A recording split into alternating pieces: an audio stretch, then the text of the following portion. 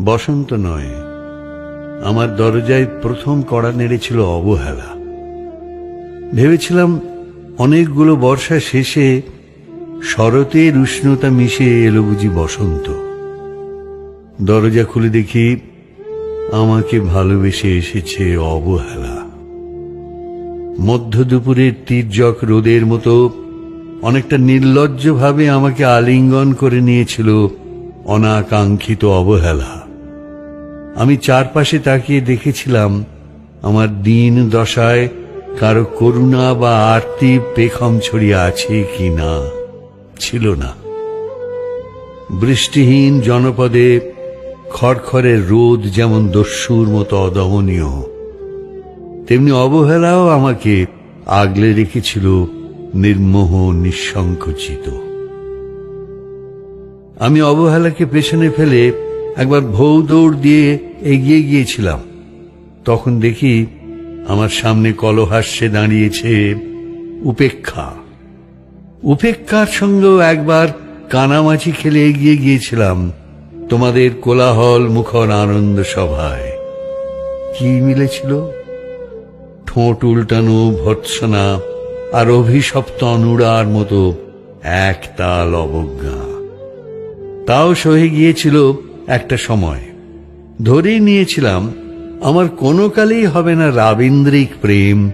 তোমাদের জয়গানে করতালিতে নতজানু থেকেছিল আমার চাপা আক্ষেপ লজ্জা। বুঝে গিয়েছিলাম জীবনানন্দময় স্বপ্ন আমাকে ছোঁবে না। জয়নুলের রং নিয়ে কল্পনার বেশাতি, হারানো দিনের গানের ঐন্দ্রালিক তন্ময়তা বা ফুল পাখি নদীর কাব্যালাপে কারা মশগুল হলো এ নিয়ে কৌতূহল দেখাবার দুঃসাহস আমি দেখাইনি কখনো। এত কিছু নেই জেনেও নজরুলের মতো বিদ্রোহী হব সেই অমিত শক্তিও আমার ছিল না। মেনে নেয়ার বিনয়টুকু ছাড়া আসলে আমার কিছুই ছিল না। শুধু ছিল অবহেলা, উপেক্ষা আর অবজ্ঞা। হ্যাঁ, একবার তুমি বা তোমরা যেন দয়া করে বাঁকা চোখে তাকিয়েছিলে আমার দিকে। তাচ্ছিল্য নয়, একটু মায়াই যেন ছিল। হতে পারে কাঁপা আবেগও মিশ্রিত ছিল তোমার দৃষ্টিতে।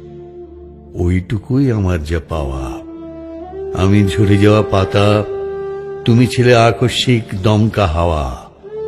তারপরও অবহেলার চাদর ছাড়িয়ে, উপেক্ষার দেয়াল ডিঙিয়ে ও অবজ্ঞার লাল দাগ মুছে জীবনের কোনো সীমারেখা ভাঙতে পারিনি আমি। এ কথা জানে শুধু অন্তর্যামী।